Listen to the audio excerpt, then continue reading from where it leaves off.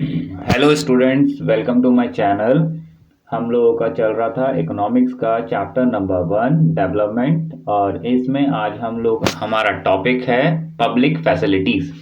अब इससे पहले वाली जो प्रीवियस वीडियो थी उसमें हमने जो टॉपिक डिस्कस किया था वो था इनकम एंड अदर क्राइटेरियाज, और इसमें हमने इनकम के साथ साथ दूसरी चीज़ों को भी कंपेयर किया था, जैसे हेल्थ को और लिटरेसी को और एजुकेशन को हमने कंपेयर करके देखा था। ठीक है, हमने इसको कंपेयर किया था तो हमें पता लगा था कि सिर्फ इनकम नहीं, इनकम के अलावा भी बहुत सारी चीजें इंपॉर्टेंट होती हैं। तो उन्हीं चीजों के बारे में हम इसमें डिस्कस करेंगे कि जो पब्लिक फैसिलिटीज होती हैं वो क्यों इंपॉर्टेंट होती हैं, वो हर किसी के लिए उसकी जरूरत क्यों होती है। ठीक है, तो हम इसकी ही बात करेंगे इसमें। तो चलिए स्टार्ट करते हैं। हमारा टॉपिक है पब्लिक फैसिलिटी। ओके, चलिए। How is it that the average person in Haryana has more income than the average person in Kerala but lags behind in these crucial areas. अब हमने कुछ चीज़ें पढ़ी थी, जैसे हमने लिटरेसी रेट को देखा था, बच्चों के स्कूल को अटेंड करने का नेट अटेंडेंस रेशियो देखा था, और इन्फेंट मोर्टेलिटी रेट देखा था। तो हमने एक चीज़ देखी थी जो सबसे इंपॉर्टेंट है कि जो Haryana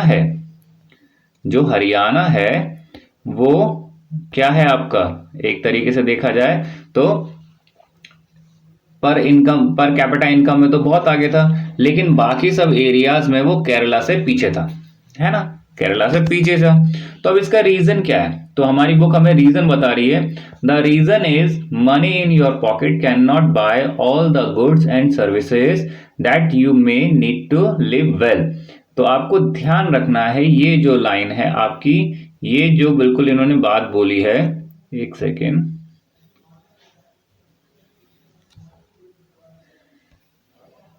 yes, okay, money in your pocket cannot buy all the goods and services that you may need to live well। सिर्फ मनी से ही सारी चीजें नहीं मिल सकती आपको। हमको जो जीवन में जीने के लिए चीजें चाहिए, मनी के अलावा भी बहुत सारी चीजें होती हैं। ओके, तो यहाँ पर मनी इंपॉर्टेंट है, लेकिन मनी के अलावा जो इंपॉर्टेंट चीजें हैं उनकी यहाँ पे इंपॉर्टेंस को बताया जा रहा है। क्लियर? तो चलिए नेक्स्ट देखते हैं आपका। So income by itself is not a completely adequate indicator of material goods and services that citizens are able to use। तो मतलब इनकम आपका एक तरीके से बोल सकते हो, इनकम भी इनकम्प्लीट चीज है, उसे कंप्लीट नहीं मान सकते, उसके अलावा भी हमें बहुत सारी चीजों की जरूरत होती है। अब यहाँ पर जो एग्जाम्पल दिया गया है ये बहुत इंपॉर्टेंट एग्जाम्पल है किसी भी चीज को समझने के लिए, है ना जी। देखिए जो ये आपका दे रखा है, for example normally your money cannot buy you a pollution free environment or ensure that you get unadulterated medicines। अब मनी से आप पॉल्यूशन फ्री एनवायरनमेंट नहीं खरीद सकते, ठीक बात है। देन दूसरी चीज क्या बोली है, इसके साथ साथ आप मनी से ऐसा नहीं हो सकता कि आपको मिलावटी मिलावटी दवाएं ना मिले। आपके पास खूब सारा पैसा है लेकिन फिर भी हो सकता है आपको मिलावटी दवाएं ही मिले, लेकिन ये कब नहीं मिल सकती हैं आपको? Unless you can afford to shift to a community that already has all these things. ये तब तक नहीं मिल सकती जब तक आप ऐसी कम्युनिटी में, ऐसी जगह पे आप शिफ्ट ना हो जाएं, पहुंच ना जाएं जिनके पास ये सारी चीजें हो। ठीक है, तो इसका मतलब मनी की अकेले की कोई इंपॉर्टेंस नहीं है। देन नेक्स्ट वन इज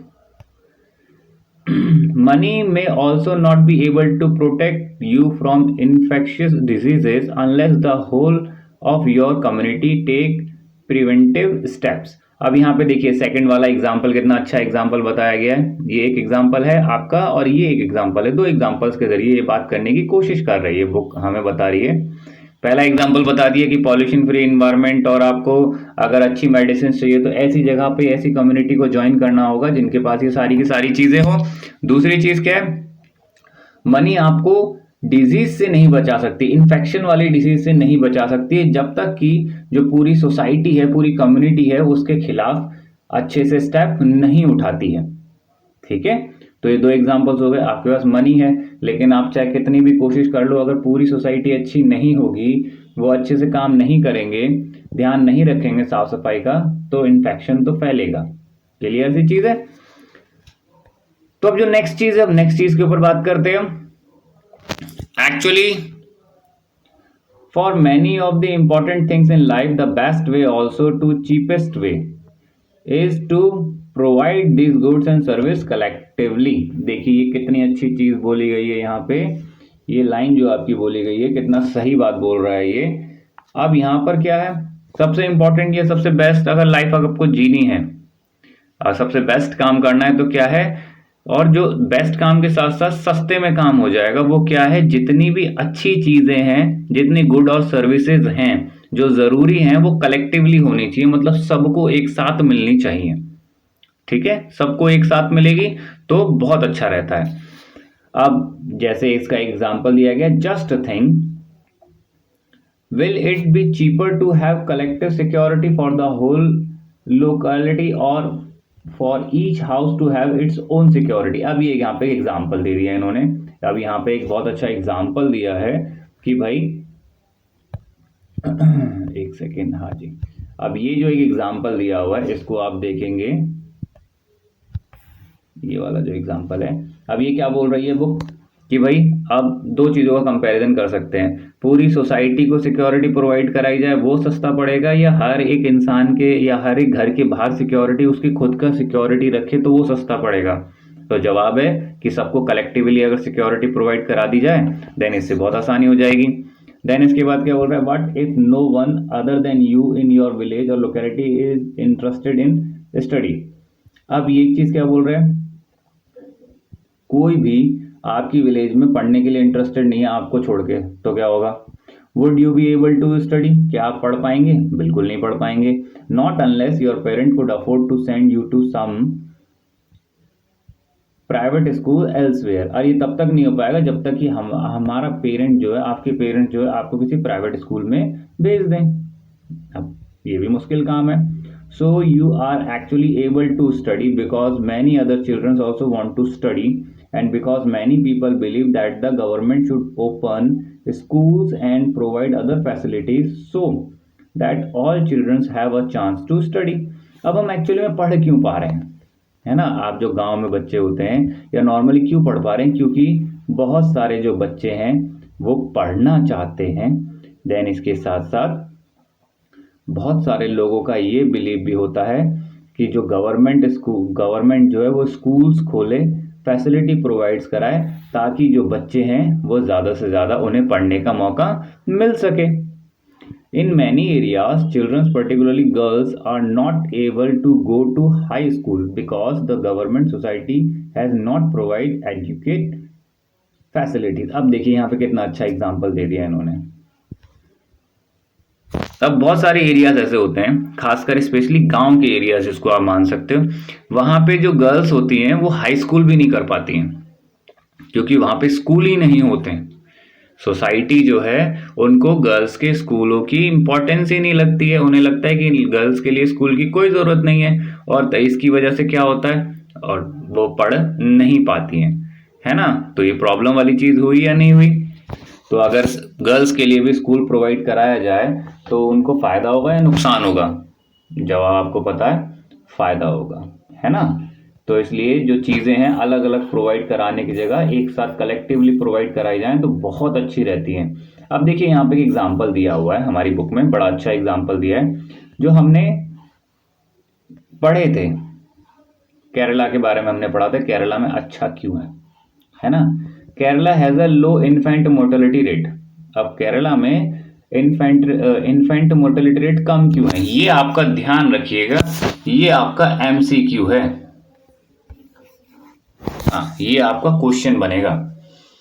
क्यों है वहां पे, क्योंकि वहां पे अच्छी क्या है, अब ये आपको ध्यान रखना है। केरला में इन्फेंट मोर्टेलिटी रेट कम क्यों है, क्योंकि वहां पर क्या अच्छी है, बेसिक हेल्थ और एजुकेशन फैसिलिटीज बहुत अच्छी हैं, ठीक है ना। तो ये आपको ध्यान रखना है, बेसिक हेल्थ और एजुकेशन फैसिलिटीज केरला में बहुत अच्छी हैं, इसलिए वहां पे लो इन्फेंट मोर्टेलिटी रेट है। अब इसके साथ साथ कुछ स्टेट्स होते हैं, जैसे कि आपके कुछ स्टेट्स हैं, है ना, कुछ स्टेट्स की अगर हम बात करते हैं आपका, जरा इसको हम थोड़ा, हाँ आप ठीक है। ओके जी। अब कुछ स्टेट्स में आपका क्या है, पब्लिक पीडीएस जो होता है, अभी आपसे पीडीएस का फुल फॉर्म पूछ सकती है आपकी, आपके उसमें पूछा जा सकता है कि पीडीएस क्या होता है। तो ये ध्यान रखिए, इन सम स्टेट्स ये आपका दे रखा है, public distribution system function well, health and nutritious status of people of such state is certainly likely to be better। अब पीडीएस मतलब आपने 9th क्लास में पढ़ा होगा राशन का, फूड सिक्योरिटी इन इंडिया वाला अगर आपने चैप्टर पढ़ा होगा तो उसमें यही तो होता है, इसके बारे में पढ़ते हैं पीडीएस सिस्टम।